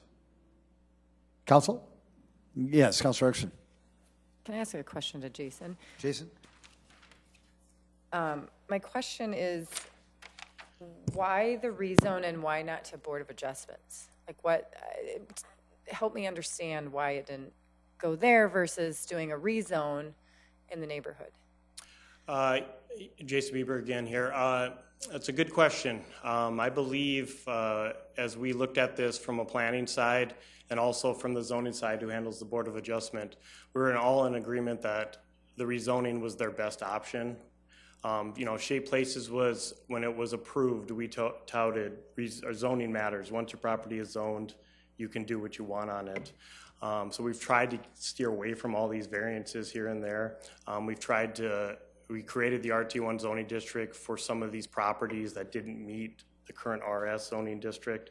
That's why that was created. So we just felt go through the process of going to Planning Commission, go to City Council, have the neighbors be able to have their say was a better option than just going to the Board of Adjustment for another variance here. Can I just have one follow-up? And I'm not sure if this is for you or for Attorney Fifley. I'm hypothetically speaking, if this does not pass, what other options do they have? Do they have the option to, they can rezone again in the future, or could they go to the Board of Adjustment, or help me understand the process? Sure, they can go to the Board of Adjustment. They have that right at any time to go back through that. For this specific case, if you guys say would deny it, they would have to wait the 6 months to come back with a similar request. But they could go to the Board of Adjustment, next filing deadline. It's a different board, different avenue for them to go to. So there wouldn't be a big delay with that. Thank you. Councilors, any other? Yes, Councilor Kelly. Jason, there's a deck that currently exists in basically the same footprint as the proposed four-season room. How would the zoning not apply to a deck versus a four-season room? That's a very good question. The zoning ordinance does allow a projection into the rear yard for open-air decks, unenclosed, and those specific decks can actually go as close as 2 feet from the property line. So they could essentially build a deck 2 foot from the property line, but once you enclose it with a roof or any kind of size, completely enclose it, then it has to meet the same setbacks as the existing structure. And could we put the slide back up that shows the property, please, with the other neighboring properties?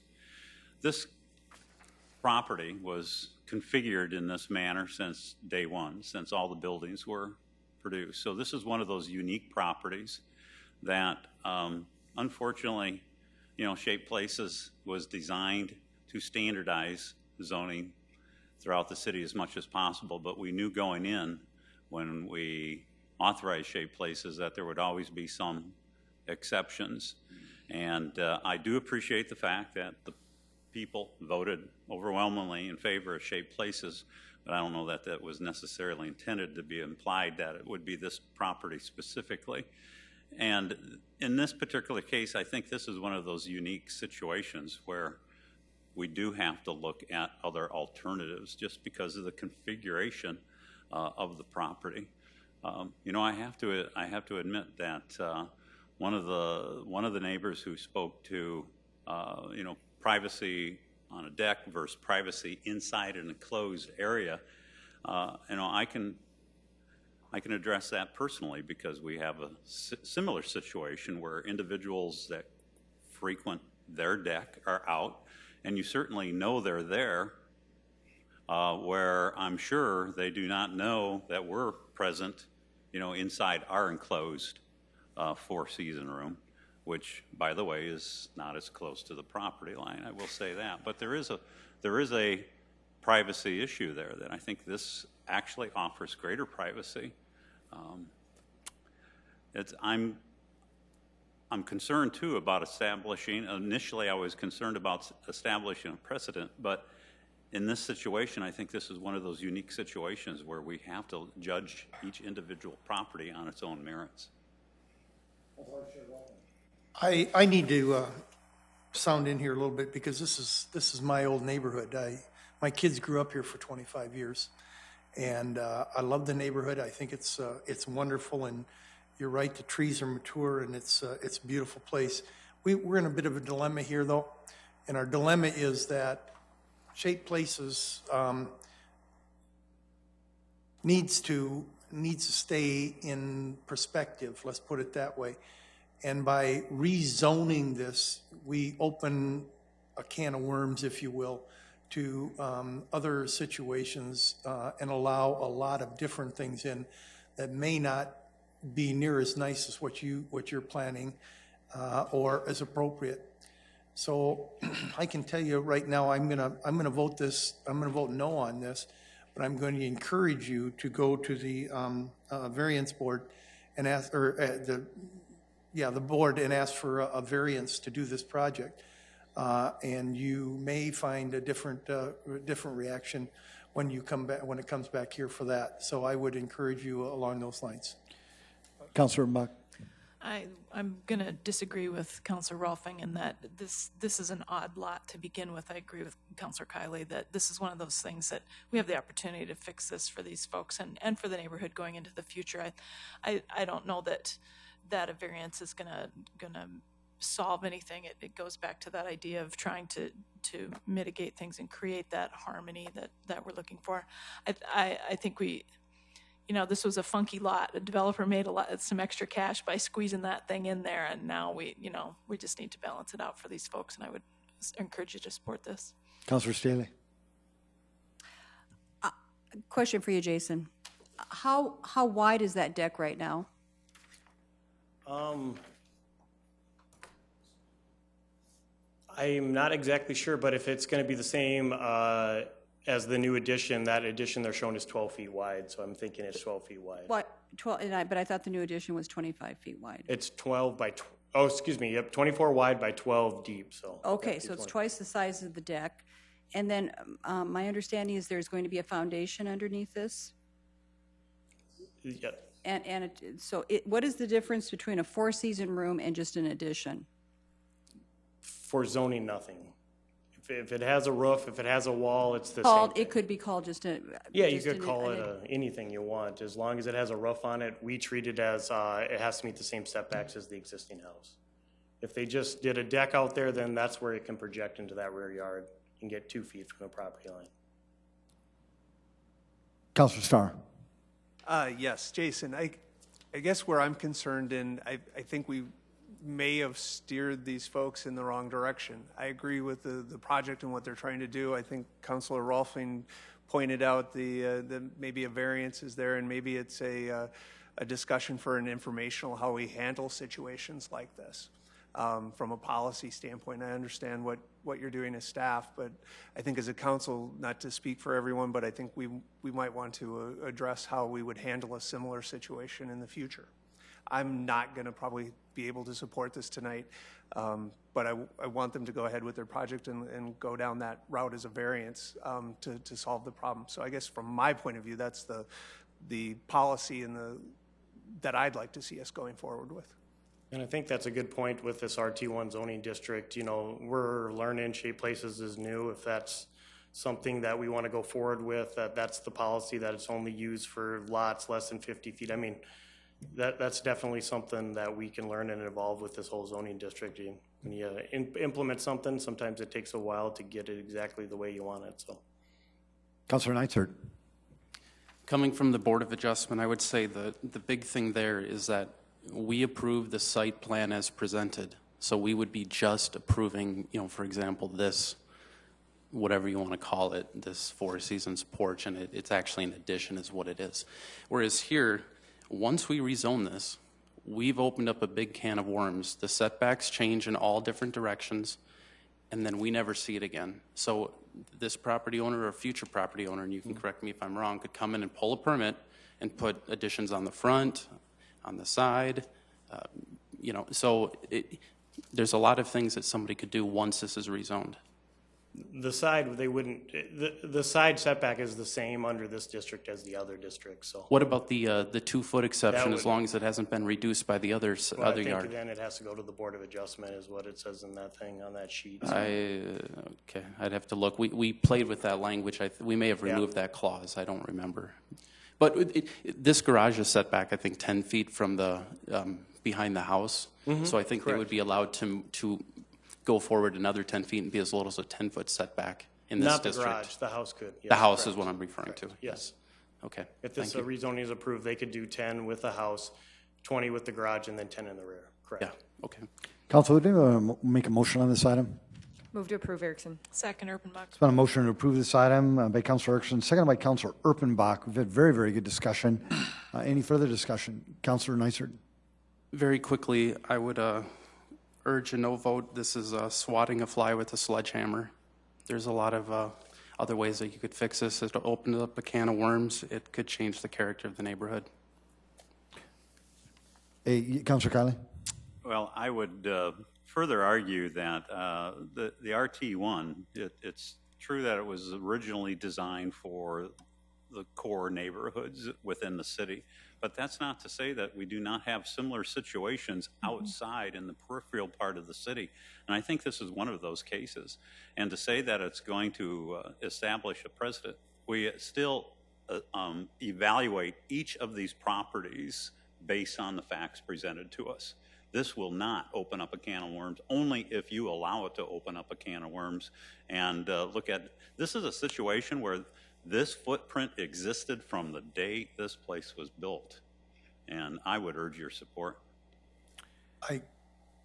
Councilor Vice Chair Ruffing. Thank you. I guess I would disagree with Councilor Kiley and ask Jason, would you look at that statement he made that this will, what we're voting on right here will have nothing to do with things, lots that will come up in the future. Aren't we setting a precedence here that will allow people to say, hey, you let them do it, why can't you let me do it? I think the difference with this lot is if anybody in the city came in to try and rezone, is the house doesn't meet setbacks of the current zoning district. It doesn't meet the 25 feet. Now, if somebody with an RS lot that met the 25 front, 25 rear, 5 on the sides, that wouldn't be something staff could support for them to rezone to the RT1, because that's not what it was designed for. Now, they still have the right, obviously, to go to Planning Commission and come before you, but that wouldn't be, to me, that wouldn't be setting a precedence. This house already doesn't meet the setbacks of the RS zoning district. So they're trying to get their house conforming is what their request is for. But it's not non-conforming. It was approved at one time to be built. Yeah, so you're not saying it's not approved. It was. It was the same process of getting a variance or something like that to be able to build that house, and therefore it is zoned correctly right now. It just needs to, if they want to do something else, the variance would be a better way for them to get about it rather than at will leave this open for a lot of other properties out there that may not get the same voice as they're hearing right now. So, okay, thank you. That does it. Council, roll call vote, please. Council members Erickson? No. Erpenbach? Yes. Kiley? Yes. Neitzer? No. Rolfing? No. Selberg? Nope. Starr? No. Staley? No. That has failed 2-6. Item 51. Item 51, second reading, an ordinance of the City of Sioux Falls, South Dakota, amending the Code of Ordinances of the city by changing a street name, East Arden Street. Mr. Mayor, I would move that we withdraw this motion. Second, Erpenbach. It's been a motion to withdraw by Councilor Rolfing, seconded by Councilor Erpenbach. A roll call vote, please. Council members Erickson? Yes. Erpenbach? Yes. Kiley? Yes. Neitzert? Yes. Rolfing? Yes. Selberg? Yes. Starr? Yes. Staley? Yes. That is passed 8-0. Item 52. Item 52, second reading, an ordinance of the City of Sioux Falls, South Dakota, amending the Code of Ordinances of the city by revising Chapter 111, restrictions on issuance of malt beverage retailer licenses. Mr. Mayor. Yes, Councilor Erickson. This had a little discussion about it last week. This ordinance is just to replace an outdated ordinance that was on the books that was, we were told, needed to either be removed or fixed. This just fixes that and creates the barrier between malt beverage licenses to have a clear and concise separation between the two buildings if they should be asking for additional malt beverage retailer licenses. So to ask for your support in this and move it along. Thank you. Councilor, thank you. Folks, anybody in the audience want to speak to this item? Council?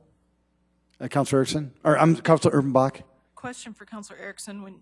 Can you expound on this just a little bit more? When you say we were told this needed to be changed, can you talk about why we need to change this and what's the overall story here?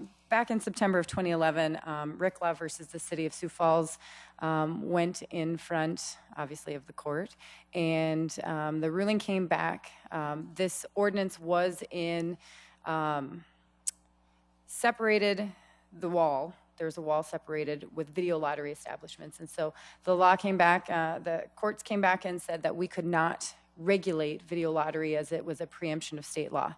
So in fact, we needed to get rid of it or fix it because we were regulating video lottery, which we're not allowed to do. Yes, we have our home rule charter, but state law clearly regulates video lottery, and so we are not allowed to do that. This would, we would be operating within our means and still separating malt beverage operations, so we don't just have one facility with two licenses and the commingling of the alcohol and beer and wine like we've seen in the past. And so this just fixes that. It's been in the works for quite some time. We've been talking about it for, goodness, close to a year, maybe not publicly, but we've been trying to figure out a way to fix this, and this is the best that we can come up with without those unintended consequences. There were a few conversations that would have impacted a lot of other businesses, and so we wanted to make sure to be mindful of those as we moved it forward.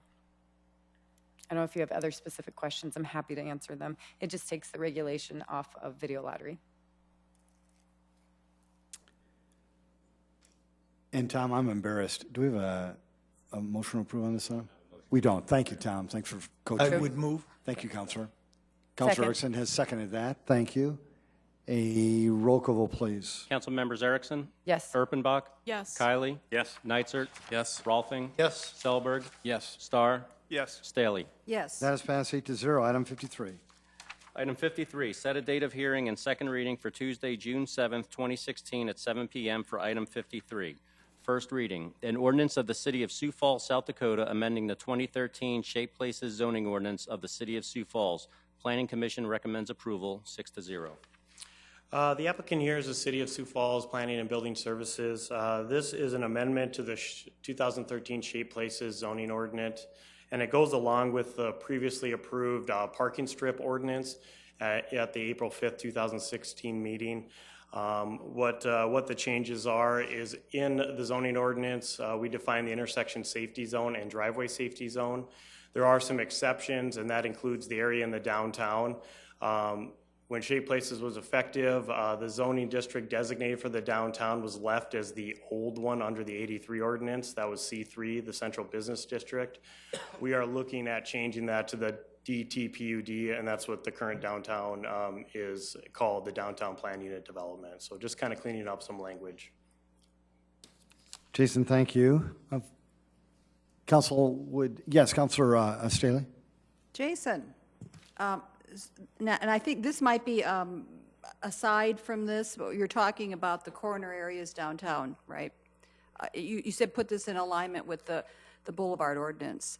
So my question is, and I brought this up last summer, if by the library, if you have grasses that are 4 feet tall, and we've now passed an ordinance that citizens can't have 4 feet tall, are we going to be allowing the 4 feet tall grasses at the library or daylilies? Are you referring to the ones that are within A Street there? Down by the library, on the corner area. That's the downtown area. That's what the exception is for. The only way that anything taller than the 4 feet can be approved, and that's by the traffic engineer.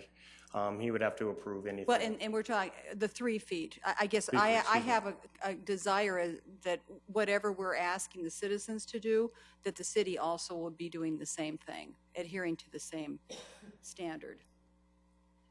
Councilor Kelly? May I request just a point of clarification? Are we talking about a median, or are we talking about a right-of-way? I'm talking about the corner areas down by the library. It's not. It's part of the. It's up against the building, but on the corner. Okay. Yeah, it's not out in the street. There's daylilies and grasses on corner areas down there. Not in the median separating opposite lanes it's of right traffic. Nope, it's on the corner.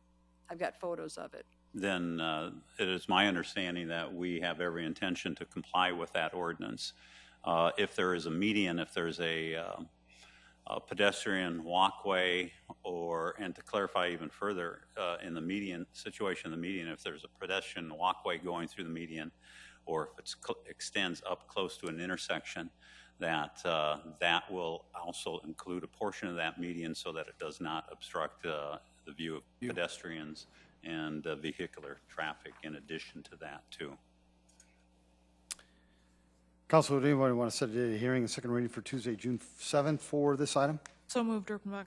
Second, Rolfing. Councilor Bach has made that motion, seconded by Councilor Vice Chair Rolfing. A roll call vote, please. Council members Erickson? Yes. Erpenbach? Yes. Kylie? Yes. Neitzert? Yes. Rolfing? Yes. Selberg? Yes. Starr? Yes. Staley?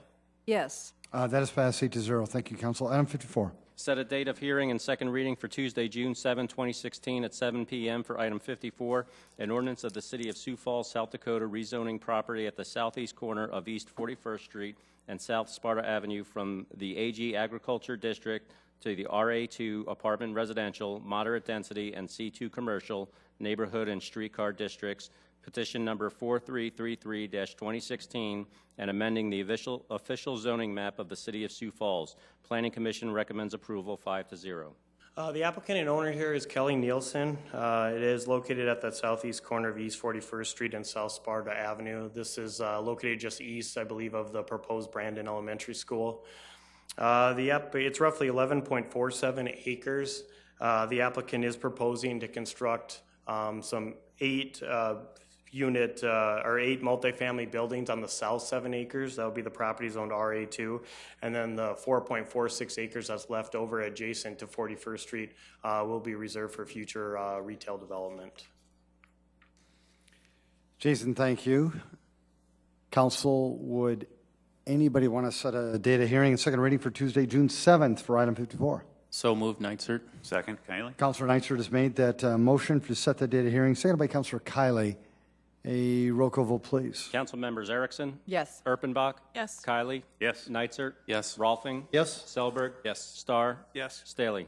Yes. That is passed 8-0. Thank you, Council. Item 55. Set a date of hearing and second reading for Tuesday, June 7, 2016 at 7 p.m. for item 55, an ordinance of the City of Sioux Falls, South Dakota, rezoning property at southeast corner of West 69th Street and South Beale Avenue from the AG Agriculture District to the CN Conservation RA-3 Apartment Residential, High Density, LW Live Work, and C2 Commercial, Neighborhood and Streetcar Districts, petition number 4342-2016, and amending the official zoning map of the City of Sioux Falls. Planning Commission recommends approval 5-0. The applicant here is Clint Ackerman. The owner is Arch Beal. It's located just south east of the Vera Heart Hospital, as you can see on the northern portion of this map. The size is roughly 25.87 acres.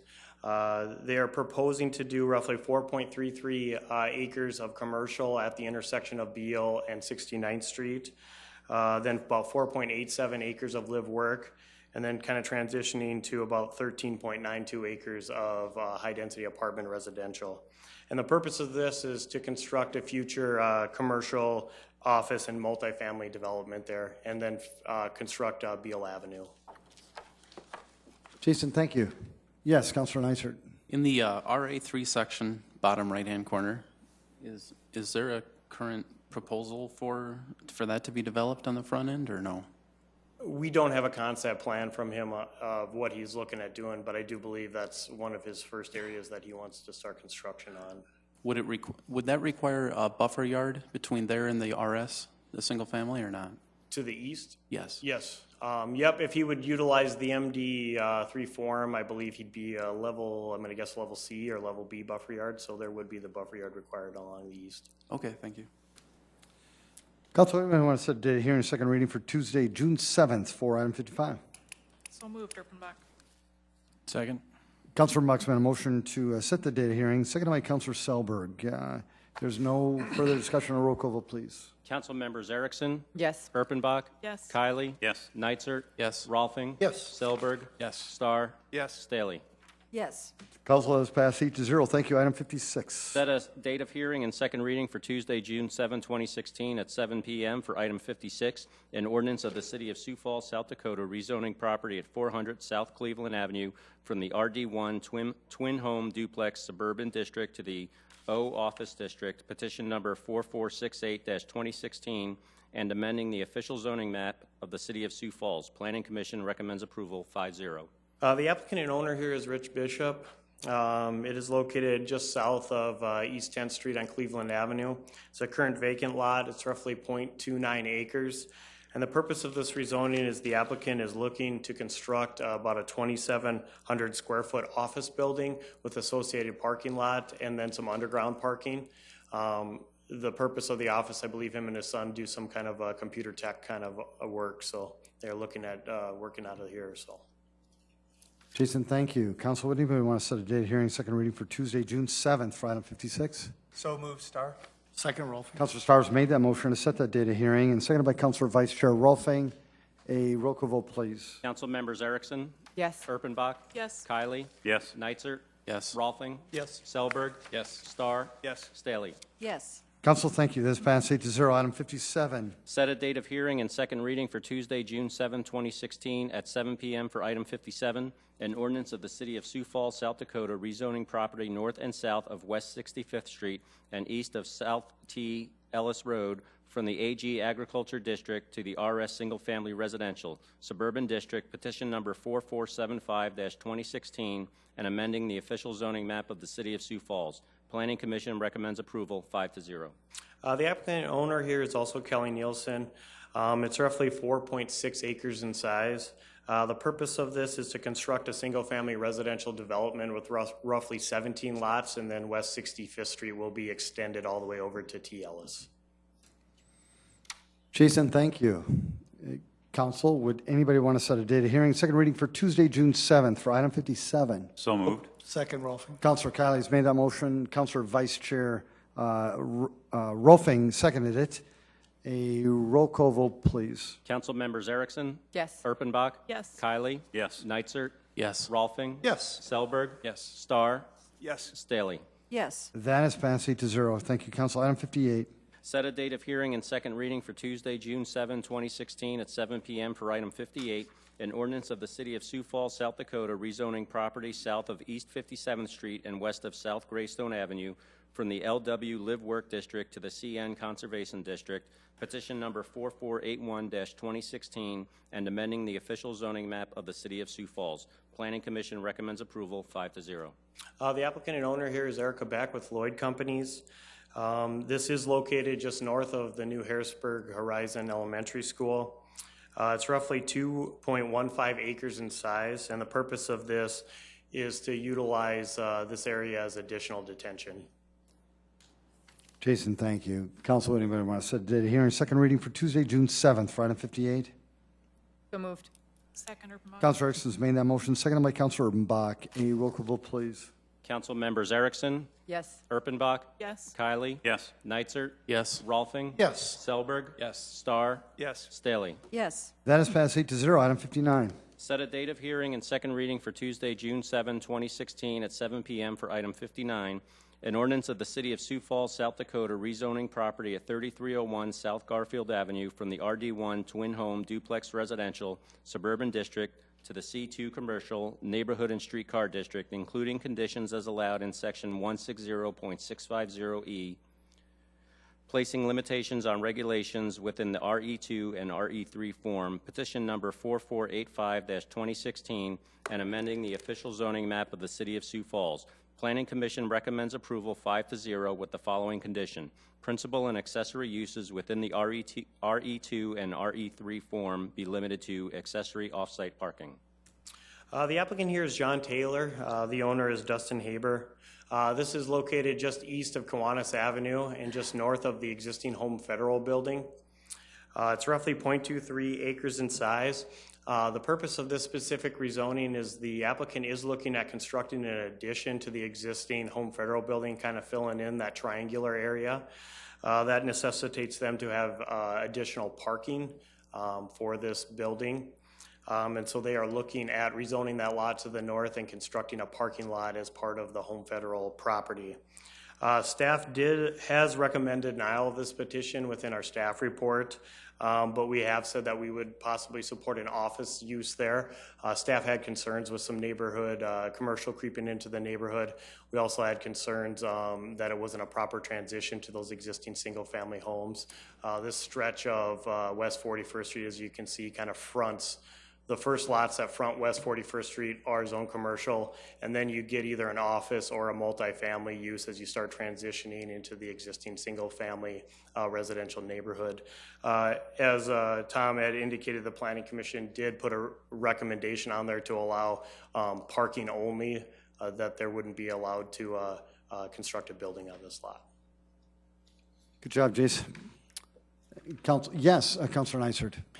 This is kind of an interesting one because you're kind of trying to decide what would be better, a commercially zoned parking lot or an office structure.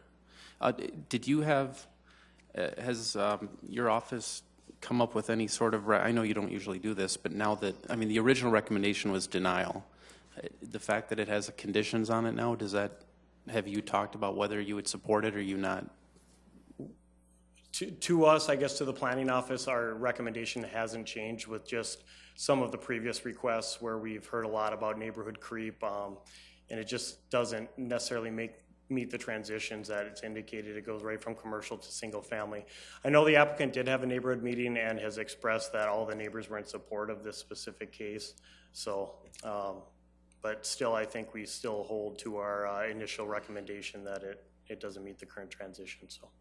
And the other thing I would point out is I've made it clear talking to you and others at 160.650E, the conditional rezone language.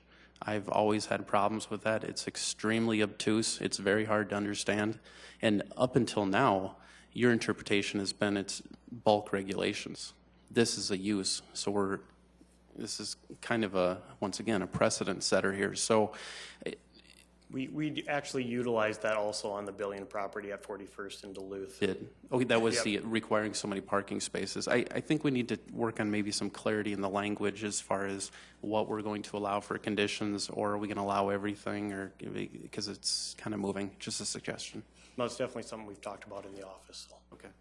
Council, would anyone want to set a date of hearing, second reading for Tuesday, June 7th for item 59? So moved, Erpenbach. Second, Kylie. There's been a motion. Yes, I got it. Thank you, Councilor. Good job. Councilor Buck's made a motion to do that. Seconded by Councilor Kiley. Councilor Staley. Can I ask another question? Absolutely. Were the neighbors, you said the neighbors have all supported this? So they're all aware that this could be happening? They get letters within 300 feet of this, plus the posted signs, plus the applicant did state he had a neighborhood meeting that was well attended by the neighbors, and they were all in support of it.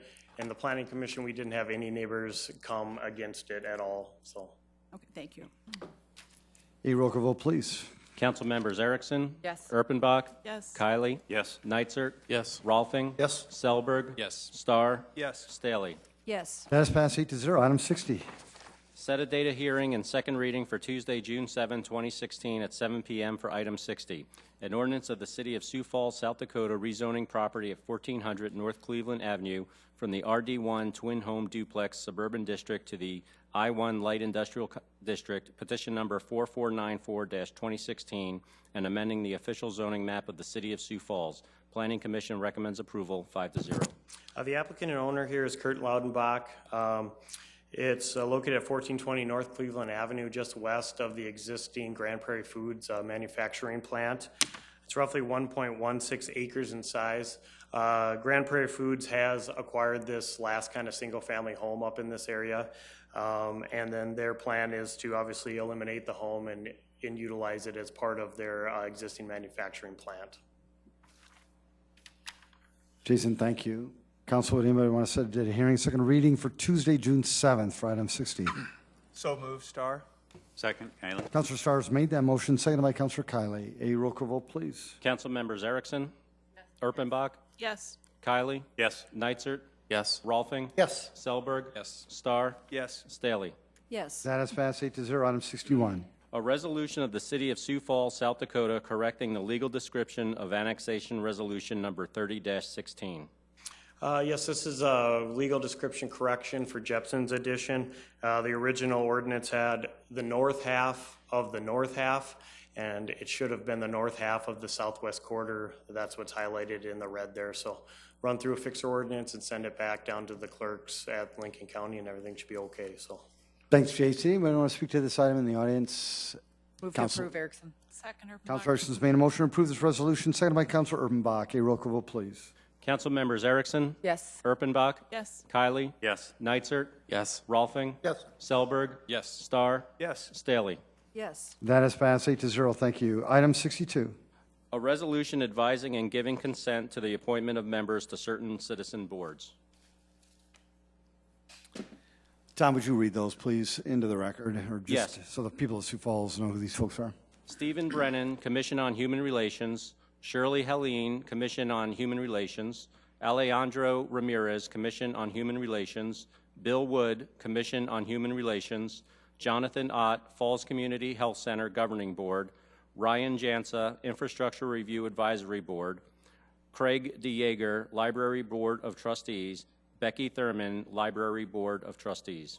Tom, thank you very much. Council, a motion, please. Move to approve, Nitzert. Second, Kylie. Councilor Nicert's made a motion to approve this item, seconded by Councilor Kylie. Councilor Staley? I've got a question. When we have these appointments, do we ever get any information about the background of the people? Yeah, they're sent. There's a memo that's sent to the councilors, and they're probably sent to the prior council. Okay. But yeah, there's a. And what does that have? What would it be talking about? Give some background on the folks and why they were selected. And do they ever come up before that we approve them and talk with us? Some are here at times, but most of the time they don't appear. If there's someone specific, because you'll have these names prior, if there's someone specific that you're concerned about or that you have some questions with, you can contact them directly, or if you'd like them to come before the council, they can do that as well. Okay, you bet. Thank you. A roll call vote, please. Council members Erickson. Yes. Erpenbach. Yes. Kylie. Yes. Nitzert. Yes. Rolfing. Yes. Selberg. Yes. Starr. Yes. Staley. Yes. That has passed 8-0. And also, Council Julie Wilson, she has all the contact information of all these parties that are nominated. So you can contact them by email, by phone call, face-to-face meetings. Julie would be happy to set those up for you as well. Well, Council, at this point in time, I'm going to hand over the gavel to Council Vice Chair Rex Rolfing. I want to congratulate you on your first meeting. It's almost over, but I'm going to leave you at this time and put it in the good hands of Council Vice Chair Rex Rolfing. And then, Council, if you don't mind, before, maybe we could both do this together, I would like to recognize Les, if you don't mind. Les has been protecting the council, protecting the mayor, protecting the citizens of Sioux Falls for I don't know how many meetings and how many years, Les. How many? Oh, my gosh.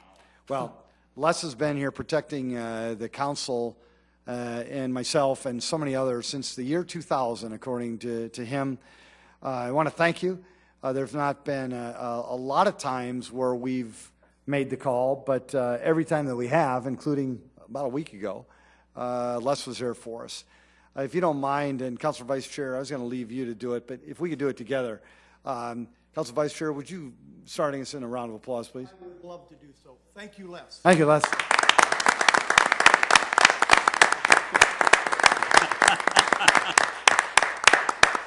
And he hasn't lost any of us. No, thank goodness. Les, thank you. And I know that there will be another party joining us soon, and we really look forward to that as well. And we'll save that for another date. But thank you so much. Really appreciate that. I'm now going to turn over the gavel to Council Vice Chair Rex Rolfing. Council?